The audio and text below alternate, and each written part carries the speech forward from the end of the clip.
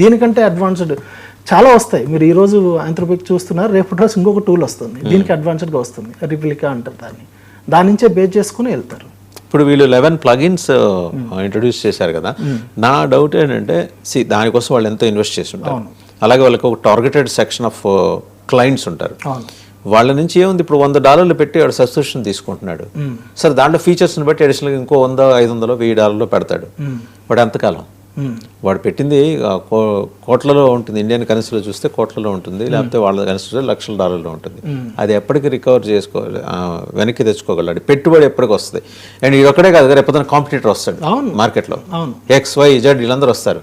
వచ్చినప్పుడు ఆ కాంపిటీషన్లో వాళ్ళ ప్రైస్ని అనివార్యంగా 10 పైసలు తగ్గించుకోవాల్సిన దుస్థితి కూడా ఏర్పడుతుంది.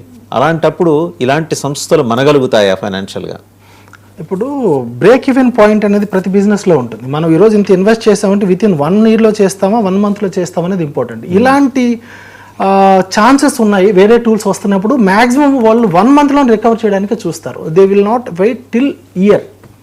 మనం వేరే బిజినెస్ చేస్తున్నట్లుగా 1 yearలోనో 2 yearsలోనో బ్రేక్ ఈవెన్ పాయింట్ వస్తే చాలు అనేది స్మూత్గా వెళ్ళడానికి దీంట్లో స్కోప్ ఉండదు. మీరు ChatGPT చూస్తే ఇంతకుముందు చార్జబుల్, ఇప్పుడు ఫ్రీ చేశారు 1 year సబ్స్క్రిప్షన్. సో ఇలాంటి కొన్ని టూల్స్ని అలాగే రిప్లికా వచ్చినప్పుడు వాళ్ళు తప్పదు కదా, దాంట్లో నెక్స్ట్ లెవెల్కి వెళ్ళాలి. అప్ స్కిల్లింగ్ అది ఆబ్వియస్లీ వెళ్తూ ఉండాలి, అప్డేట్ చేసుకుంటూ ఉండాలి. There is no any option. మనం బేసిక్గా భారతదేశానికి చెందిన MNCలు సర్వీస్ సెక్టర్ మీద బ్యాంక్ అయి ఉన్నాయి. We are getting huge money. But ఇది వచ్చేసిన తర్వాత రేపు పొద్దున దీని ఇక అడ్వాన్స్డ్ సిస్టమ్స్ ఇంట్రడ్యూస్ అయ్యాయి అనుకోండి మార్కెట్లోకి, సర్వీస్ జాబ్స్ మీద థ్రెట్, అలాగే సర్వీస్ ఇస్తున్న కంపెనీల మనుగడకి కూడా థ్రెట్ ఉంటుంది అంటున్నారు.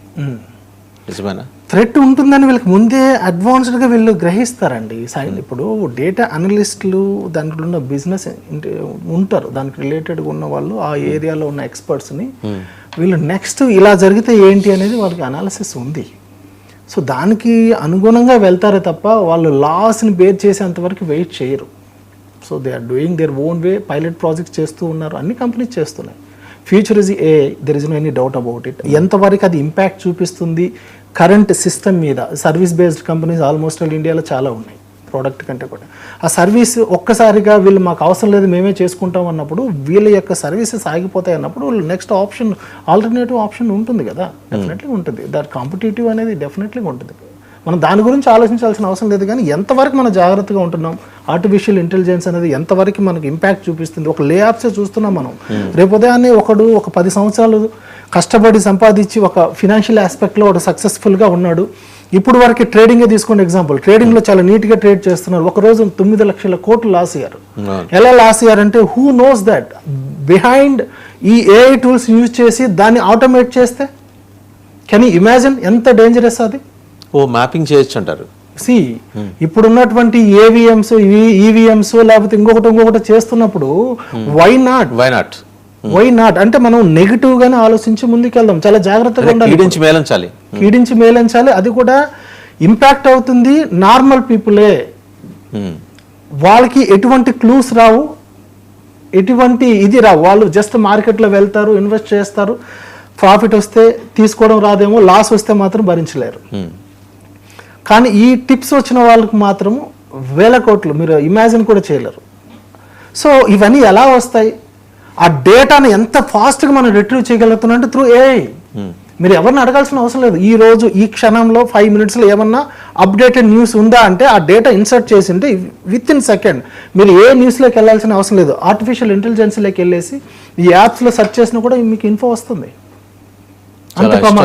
ఇన్ఫర్మేషన్. ఇప్పుడు నేను ఒక విషయం అడుగుతాను సార్, ప్రపంచంలో లేదా మన దేశమే తీసుకుందాం, మన దేశంలోనే కొన్ని హై క్లాస్ ఫ్యామిలీస్ని, బిజినెస్ ఫ్యామిలీస్ని టార్గెట్ చేసి వాళ్ళకి సంబంధించిన ఈ ఫైనాన్సెస్ మీద కన్నేసి వాటిని ట్రాక్ చేసే వ్యవస్థలు కూడా రాబోయే రోజులు వస్తాయా?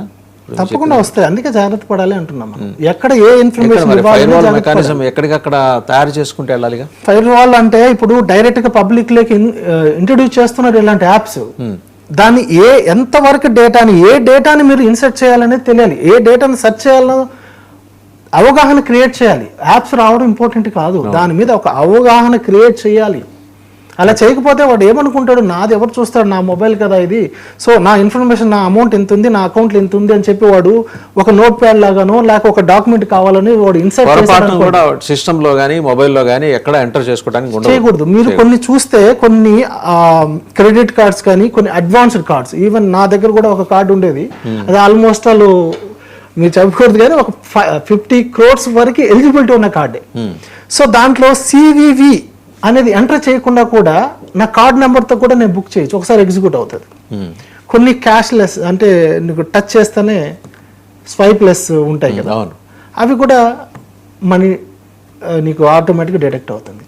వై నాట్ ఈ అప్లికేషన్ ద్వారా మీ డేటా అంతా ఇచ్చేసి మీ సివివి, మీ కార్డ్ డీటెయిల్స్ ఎక్కడన్నా కూడా ఉన్నాయి అనుకోండి, అలా జరగకపోవచ్చు అనే దాంట్లో సందేహమే లేదు, జరగవచ్చు. కానీ చాలా కేర్ఫుల్గా ఉండాలి అనేది ఒకటి చెప్పగలను. ఎందుకంటే ఏదైనా అప్లికేషన్ వస్తానే ఆలోచించకుండానే ఏ డేటా అంటే ఆ డేటా దానికి ఇచ్చేసి మనం మోసపోకూడదు. తెలియకుండానే ఒక అడుగుతుంది యాక్సెప్ట్ అంటే కొట్టుకుంటూ వెళ్తాం, దాంట్లో వాటి కండిషన్స్ మనం చదవం. దానివల్ల ఏంటంటే ప్రైవసీ, గోప్యత అనేది ఇవాళ పబ్లిక్ అయిపోతుంది. అవును. ఇప్పుడు నేను ప్రధానంగా ఆలోచిస్తున్నది అంటే 2-3 రంగాలు